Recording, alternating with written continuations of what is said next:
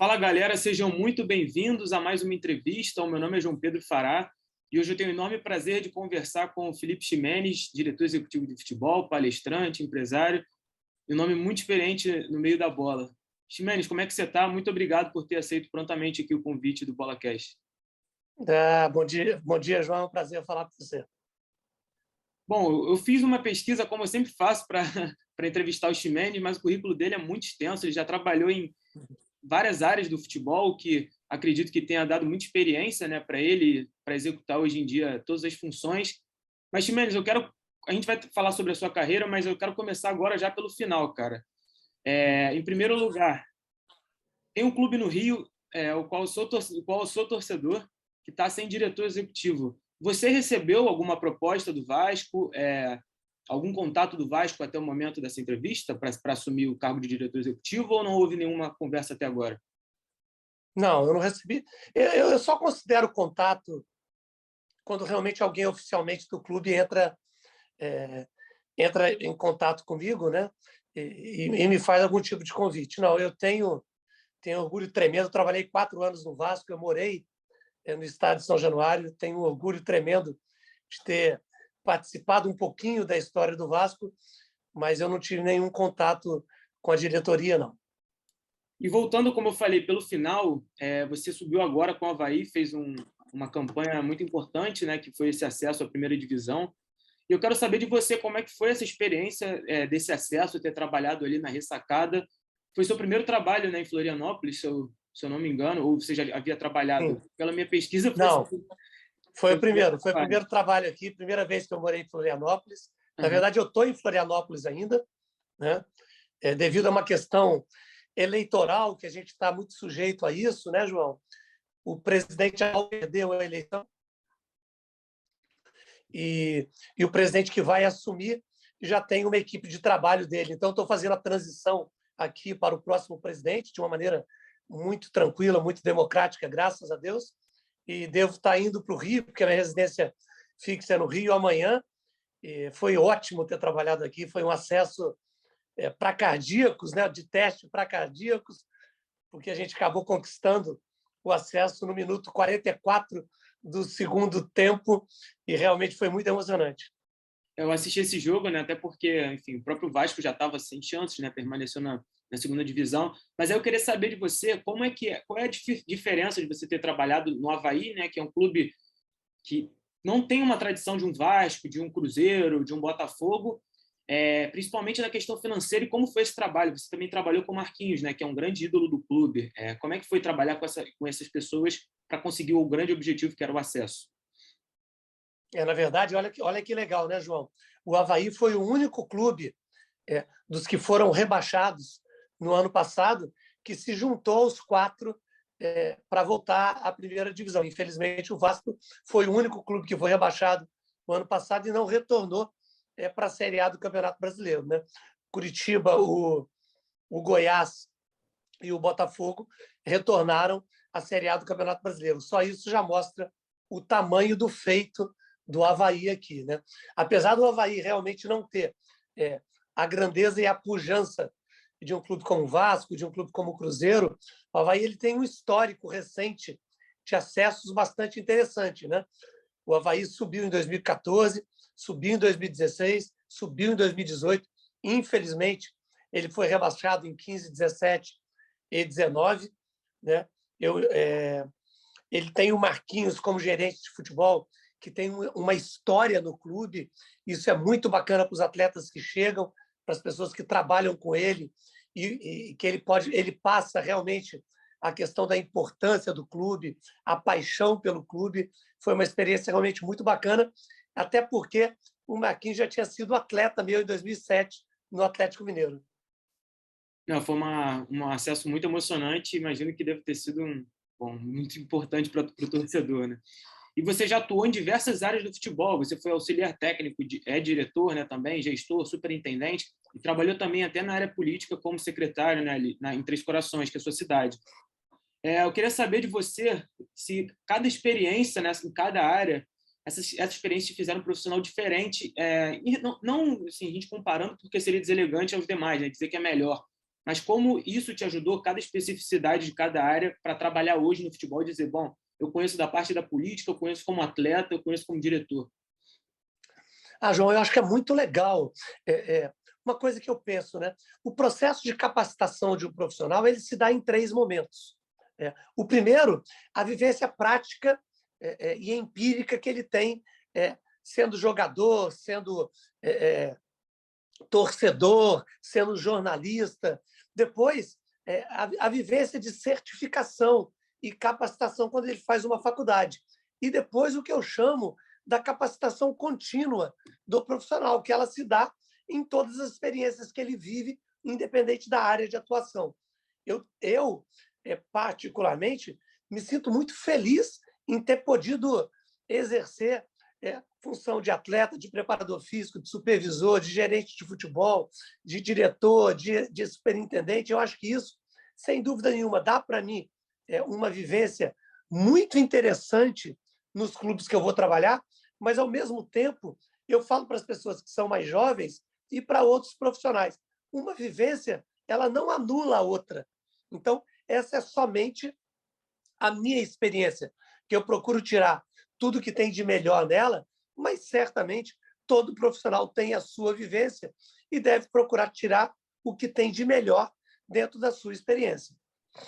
E, Ximenes, a gente ouve falar muito que no Brasil falta investimento, né, e principalmente vontade política em relação ao esporte. Como eu falei, você trabalhou também na área da política, né, no qual exige contatos e, enfim, meio que deve ser difícil você trabalhar. Você acha realmente que falta incentivo e principalmente vontade política aqui no esporte no Brasil? João, eu não gosto muito da palavra incentivo, sabe? O que eu vejo é que o esporte brasileiro, infelizmente, ele não cresceu ancorado em nenhum dos 3 pilares mais fortes que normalmente o esporte cresce em outros países. O esporte brasileiro ele não cresceu ancorado na educação, né? No caso das universidades, das escolas públicas, das escolas particulares. O esporte brasileiro ele não cresceu sob o pilar do profissionalismo, né? Como é as grandes ligas do esporte americano, e o esporte brasileiro ele não cresceu em cima do pilar da política governamental. Ou seja, o esporte brasileiro ele acabou crescendo dentro dos clubes sociais, dentro da paixão por cada uma das modalidades. E isso faz com que, com as transformações que o mundo veio passando, a gente não tivesse, dentro do esporte brasileiro, nenhum pilar muito sustentável para que a gente se amparasse nele. E os próprios clubes sociais, principalmente a partir do início da década de 90, começaram a perder força, né? Com o crescimento do futebol à margem e isolado de outros esportes. Então, isso faz com que as transformações no esporte brasileiro sempre tenham muitas dificuldades. E a gente está ainda com aquela ideia, parte do nosso imaginário, né, que as pessoas precisam ajudar o esporte. Eu acho que as pessoas não precisam ajudar o esporte. Eu acho que as pessoas precisam investir no esporte. Porque o esporte é, para mim, o principal elemento de transformação de uma sociedade, uma ferramenta poderosíssima de educação para jovens, uma ferramenta incrível de entretenimento e, por que não, um asset muito importante para que investidores possam ganhar dinheiro investindo no esporte. Eu acho que se a gente fizer essa transformação de cultura, talvez a gente tenha um futuro mais promissor perante o esporte brasileiro, não somente futebol. E há 20 anos você teve essa visão, que você trabalhou como superintendente, né, de esporte do Vasco e contribuiu na criação do Colégio Vasco da Gama, que até hoje é uma das referências aqui, né, no Rio, principalmente o Vasco sempre trata com muito carinho, né, a torcida, saber que os grandes ídolos, o Felipe Coutinho, o Alex Teixeira, outros grandes jogadores passaram por lá. Queria saber como é que foi a criação desse colégio Vasco da Gama, que até hoje é uma referência para todo mundo no futebol. Eu tenho muito orgulho dessa passagem, né? Isso aí cabia muito na época a visão do então presidente Eurico Miranda, não sei, ele já era presidente, porque ele foi por muito tempo vice, né? Mas ele já era presidente naquela época. Eu eu posso falar com muito orgulho que eu capitaneei esse processo, lógico, sempre sob a liderança na época lá do doutor Eurico, né? Então, junto à Secretaria Estadual de Educação, nós fizemos na época uma parceria com o Instituto Faria Brito, né? Do meu amigo Tom. Na época eu ajudei a colocar as carteiras na casa, eu ajudei a fazer e controlar todo o refeitório ali do Vasco para poder estruturar. Eu tenho muito orgulho na criação disso.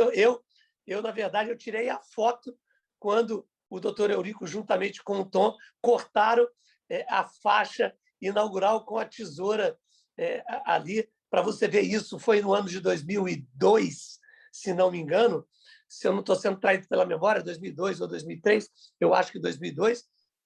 E isso, sem dúvida nenhuma, para você ver que 20 anos atrás, o Vasco já tinha essa visão, já tinha esse DNA de transformação da sociedade, né? Até porque, como diria o nosso querido Aranha, né? Graça Aranha, enquanto tiver um coração infantil, o Vasco será imortal, e foi muito bacana ter participado daquele processo.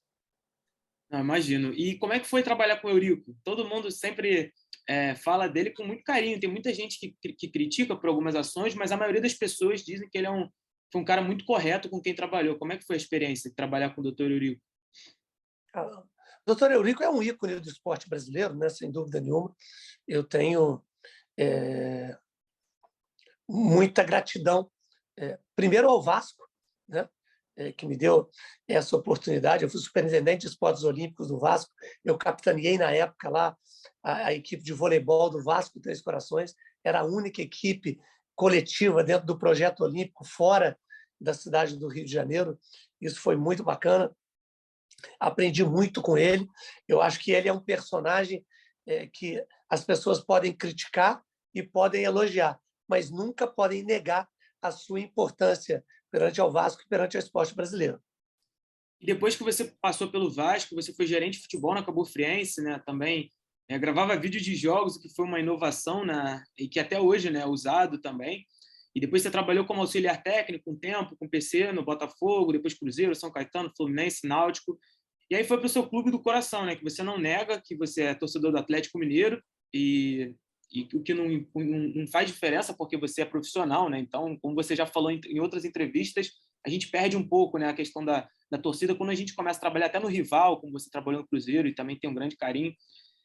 Eu queria saber como é que foi trabalhar no Atlético Mineiro, onde você coordenou também a aprovação da Lei de Incentivo ao Esporte nas divisões de base, né? O que é muito importante para a formação de pessoas e jogadores também. Eu acho isso uma besteira muito grande, né? Um profissional de futebol que fala que não tem time quando era jovem, né?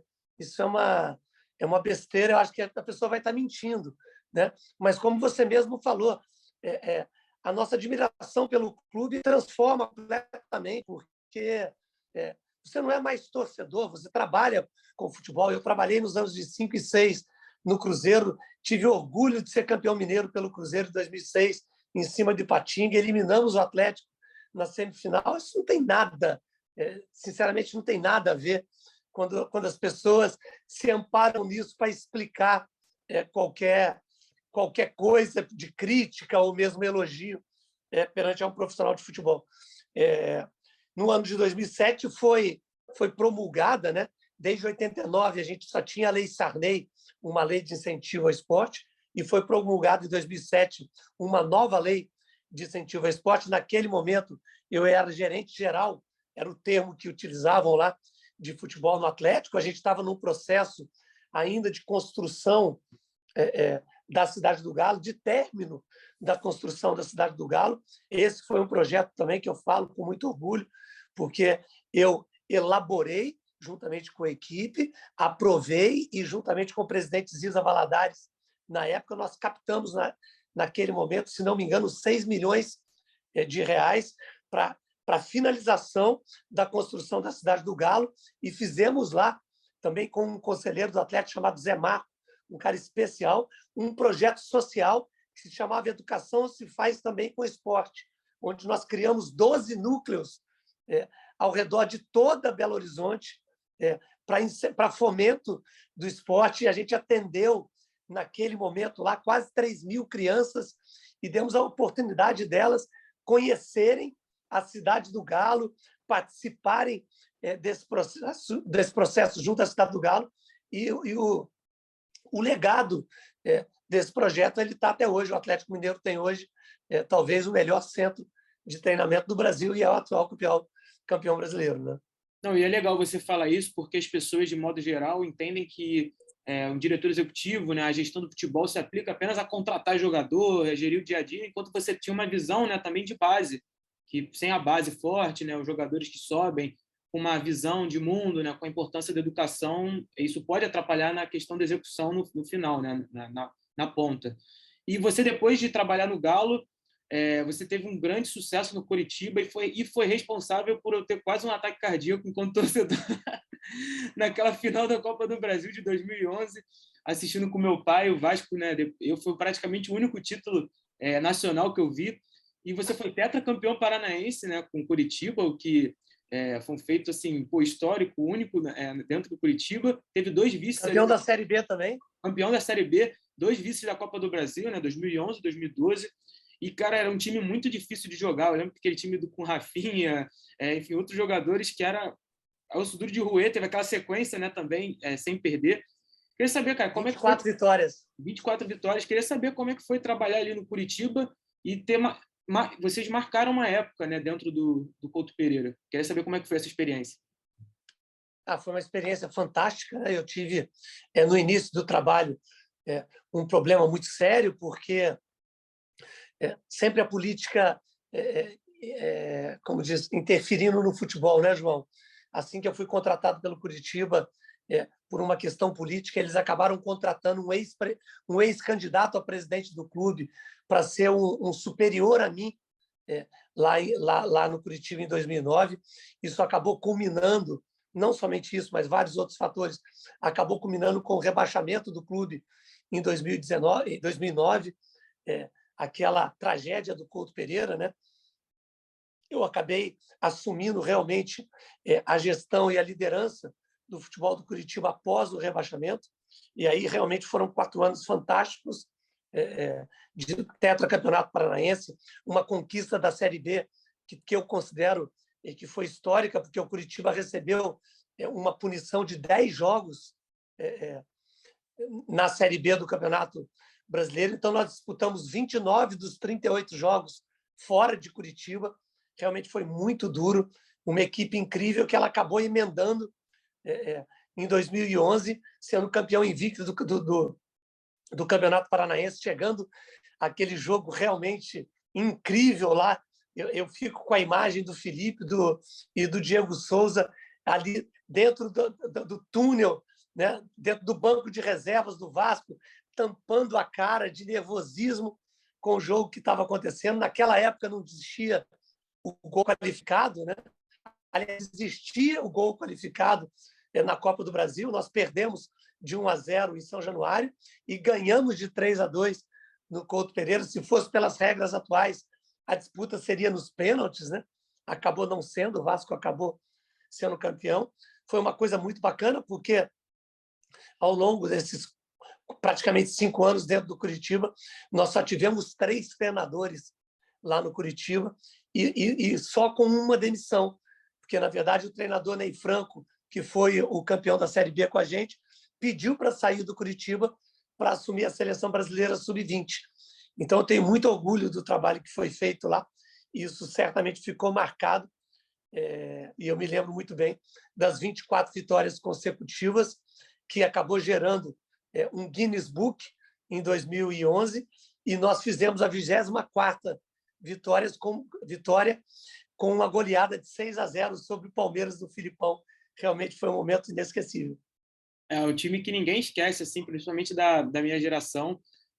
Fez uma excelente temporada, né, em 2011, e que era um trabalho que já vinha sendo feito. Mas depois você passou por Fluminense, diretor executivo no Vitória também, foi para o Flamengo, né, que é um clube de massa, muita pressão, imagino eu. Depois foi consultor do Criciúma, diretor do Goiás. Queria saber qual é a grande diferença de trabalhar num clube grande e num clube de menor expressão. Sei que clube grande tem expressões, mas, ao mesmo tempo, tem mais investimento, mais receita para contratação, dependendo do clube. Quero saber quais são as grandes dificuldades de trabalhar em clube de menor porte, você que também teve essa experiência. Na verdade, eu considero que as dificuldades elas são diferentes, sabe? Elas não são maiores nem menores. Quando você tem muito orçamento, você tem determinada dificuldade, uma pressão maior, porque você tem mais torcida. Quando você tem menor orçamento, você tem problemas também pela falta de dinheiro. Eu acho que o importante do gestor de futebol, eu me considero um gestor de futebol pelo meu perfil, é a capacidade que você tem de encontrar soluções para os problemas que se apresentam para você. Eu acho que essa é a característica do gestor esportivo. Eu procuro não fugir disso. O gestor ele é sempre um viabilizador, um facilitador dos outros profissionais que fazem parte do processo. Ele é sempre um profissional que deve sugerir a implantação de processos, a implementação de metodologia. Ele deve contribuir para a gestão e para a governança do clube da melhor forma possível. E eu acho que, sinceramente, João, eu não vejo diferenças significativas entre trabalhar em um clube com muito orçamento ou com menos orçamento. Os problemas eles são bastante similares dentro do futebol. O que difere, na verdade, é a repercussão do seu trabalho quando você está trabalhando num clube de muita camisa e quando você está trabalhando num clube que tem um impacto, normalmente, só dentro da sociedade, da cidade na qual o clube é localizado. E, como eu falei antes, você subiu com o Avaí e, no trabalho anterior, você fez uma gestão no Santos, né, como executivo no Santos. E você teve um trabalho que pode ser considerado, sim, de sucesso no quesito esportivo, porque, como equipe considerada, não era uma das melhores pela imprensa, por todos os torcedores, vocês levaram, né, o Santos à final da Libertadores, perdeu o Palmeiras, enfim, como todo mundo já sabe. Só que você saiu às vésperas e disse recentemente, em entrevista, né, próprio Rico Perrone, que você não sabia o motivo. Você já sabe o motivo pelo qual você foi demitido? Ou você, enfim, já digeriu? São coisas que você, infelizmente, disse, né, que acontecem no futebol. Como é que foi essa situação no Santos e como foi o trabalho no Santos com tantas dificuldades financeiras que a gente sabe até hoje, né, que o clube vem enfrentando, e problemas políticos até semelhantes até com o Vasco, né, que é mais aqui que eu conheço. Quero saber como é que foi esse trabalho lá no Santos. Um ambiente bastante hostil, né? O Santos teve o primeiro presidente impedido, né, empichado por gestão temerária da Lei Pelé. Teve um processo eleitoral onde começou com 8 chapas, terminou com 6 chapas concorrendo no dia do pleito. Um problema financeiro crônico, né? Mais um treinador incrível, muito capacitado, que era o Cuca, né? Isso nos ajudou a conduzir esse trabalho, que eu considero um dos melhores trabalhos desenvolvidos por mim dentro do processo. O ambiente realmente era um ambiente muito hostil. Conseguimos chegar à final do Campeonato Brasileiro, terminamos, se não me engano, em 9º do Campeonato Brasileiro, e chegamos à final da Libertadores de América. O que eu falo sempre, o que acontece dentro do futebol e na vida é uma guerra de narrativas, né? Cada um fala uma coisa. Eu não quero procurar motivos, até porque eu não quero fazer acusações levianas com pessoas. O que eu quero somente dizer, porque você ser retirado 9 dias antes de uma final de Libertadores é duro, né? Porque você, às vezes, tem uma vida inteira dedicando para chegar numa final de Libertadores e ser demitido assim. Mas eu lamento profundamente, lamento que o Santos tenha perdido, porque se o Santos tivesse ganhado, eu me consideraria campeão da Libertadores de América. Porém, eu não quero aqui ficar alimentando esse processo, até porque a vida só pode ser vivida olhando para frente. Não, com certeza. Porque a época mesmo todo mundo ficou surpreso, né? Imagino como você também. porque uma demissão às vésperas da Libertadores, seja por final de Libertadores, seja por qual motivo for, né, não é muito comum, né, a gente ver isso no futebol, mas o futebol brasileiro também, aquele clichê, apresenta situações que a gente não espera, né? Sempre Tudo é uma possível. novidade, tudo é possível. Felipe, falando agora sobre o seu curso como gestor, como é que veio essa ideia de você ter esse curso online, né, gestor do futebol, os desafios de uma função? Teve a sua primeira turma em abril e já tem mais de 500 alunos, e foi um curso todo feito remotamente. Como você pensava esse curso? Você já pensava isso antes? Como tem sido a aceitação dos alunos? Enfim, você falar um pouquinho para quem tiver interesse também, né, em fazer o curso. Ô, João, na verdade, eu sempre tive uma veia do magistério muito forte comigo, né? E tanto que meu mestrado é em educação, né? Eu fui, por 11 anos, instrutor da CBF Academy, fui o instrutor mais antigo da CBF Academy. Eu não sei se vai ter alguém que vai bater esse recorde aí, ficando 11 anos lá à frente. Talvez tenha pessoas que possam bater. Sim, eu só me afastei da CBF Academy o ano passado, devido à criação do meu próprio curso, né? Eu estava até comentando ontem com um amigo que eu estava na hora certa, no lugar certo, né? Quando eu vi que a pandemia tinha chegado, eu achei que era o momento de criar algo. Eu acho que esse mundo digital nos possibilita chegar a lugares e a pessoas que a gente realmente não imaginava na época que eu estava estudando. Então, eu sempre tive vontade de dividir conhecimento, de dividir sabedoria. Eu acho que isso é muito importante. E assim que começou a pandemia, eu entrei no estúdio, gravei o primeiro módulo do meu curso e lancei a primeira turma através do meu Instagram, que na época tinha 2.000 seguidores, 2.000 e poucos seguidores. Foi uma coisa incrível, porque eu abri 50 vagas e eu tive mais de 200 interessados. E aí eu acabei fazendo a primeira turma com 58 alunos, e de lá até março desse ano eu fiz 10 turmas. Foi muito legal. O curso está em 16 países, em 23 estados do Brasil. Muita gente já foi capacitada. Eu dei um tempo nas turmas agora, mas agora, em janeiro de 2022, eu devo estar abrindo a 11ª turma. Eu acho que isso é muito legal. A gente fez, na semana passada, a primeira convenção presencial nossa. Isso foi muito bacana. E eu acho que é uma maneira que a gente tem de devolver para o futebol e para o esporte tudo aquilo que eu recebi ao longo dessa minha vida totalmente dedicada a ele. E você, como gestor de futebol, queria saber qual é a sua visão sobre a sociedade anônima do futebol, que agora tem sido muito tratada, né, principalmente pela aprovação e por alguns clubes que já estão inclinados a virarem, enfim, clubes, empresas como Botafogo, já pensa, América Mineiro, Cruzeiro. Qual é a sua visão como gestor? Se você acha que isso necessariamente é algo que possa ser benéfico aos clubes ou as gestões consideradas já tradicionais também podem continuar como o Flamengo faz hoje uma gestão muito profissional? Queria saber a sua opinião. Eu acho que a SAF é mais uma ferramenta que está sendo criada na tentativa da melhoria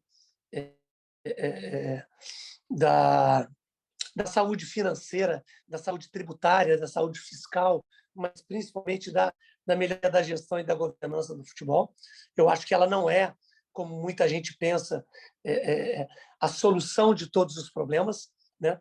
Eu acho que tem clubes que estão aderindo à SAF porque realmente não tem nenhuma condição, estão praticamente em situação de insolvência, de continuidade. Tem outros clubes que eu acredito que podem buscar outras alternativas que não a SAF para se transformar, para resolver os seus problemas, e uma terceira e pequena faixa de clubes que eu acredito que dificilmente se transformarão em SAF, porque já conseguiram resolver os seus problemas internos com outras soluções, né?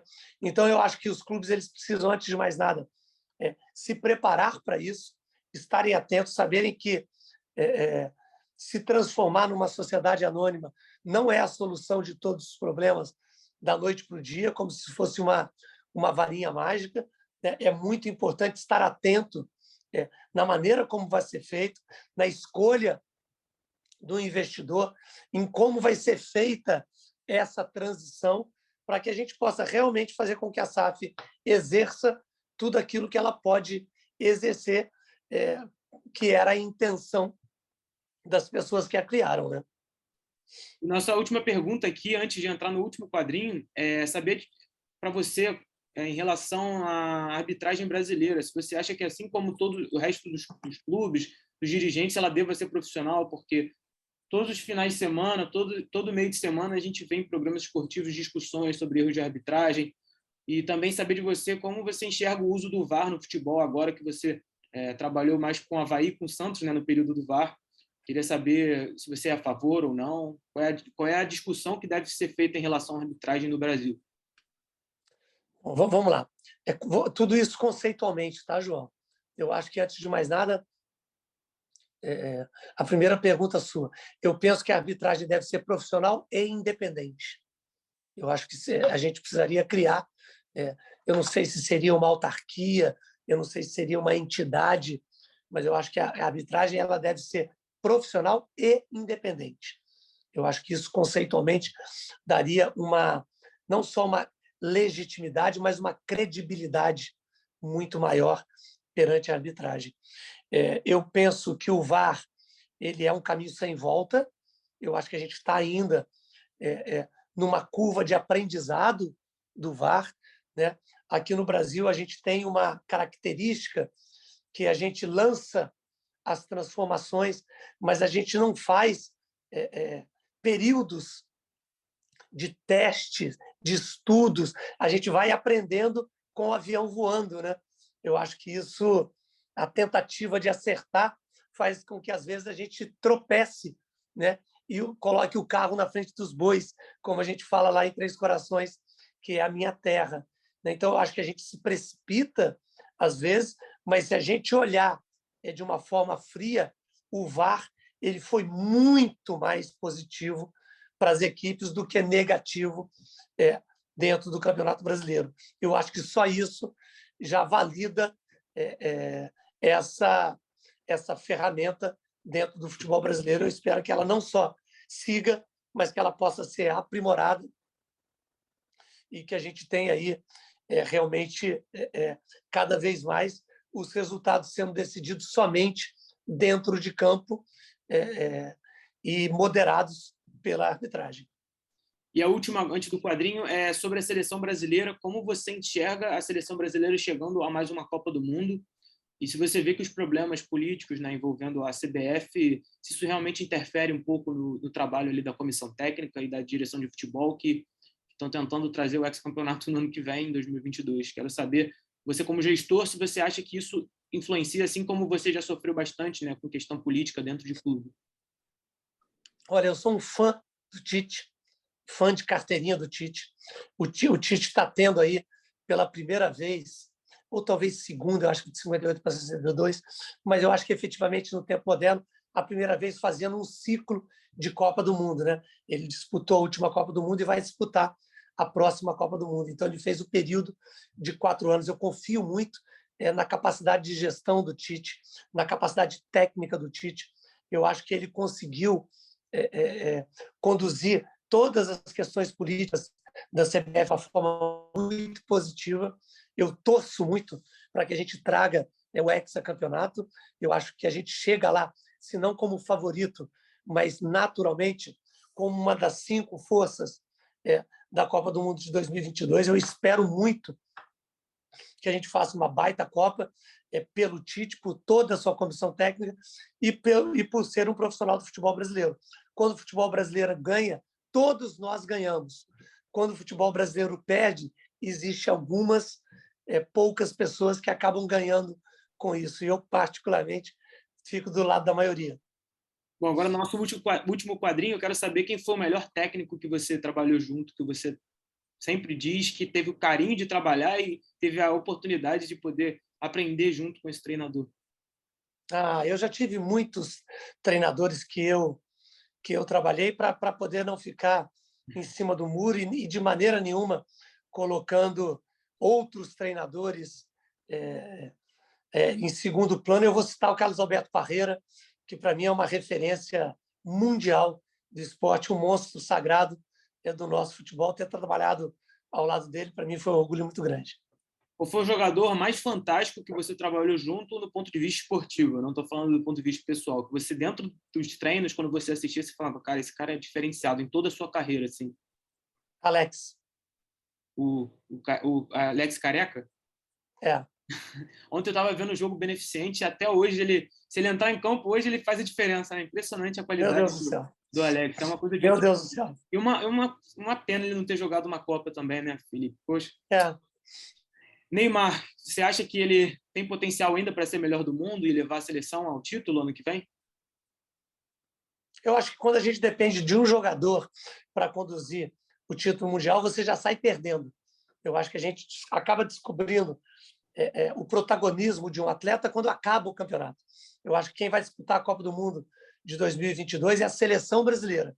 E o Neymar, sem dúvida nenhuma, é uma peça importantíssima dentro dessa engrenagem, né? Eu acho que o Brasil, de uma maneira geral, não trata o Neymar com a grandeza e a importância que ele tem para o futebol brasileiro. Eu concordo plenamente. Um arrependimento, se é que você tem dentro do futebol? Nossa, eu tenho tantos. Eu não tenho muitos. Eu não tenho como citar um arrependimento, sei lá, cara. Cara, são tantos. Não dá para citar um, essa.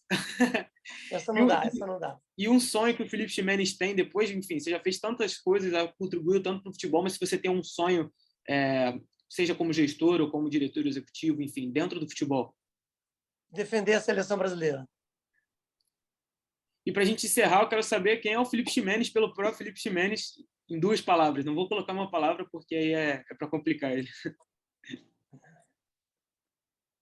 Um aprendiz.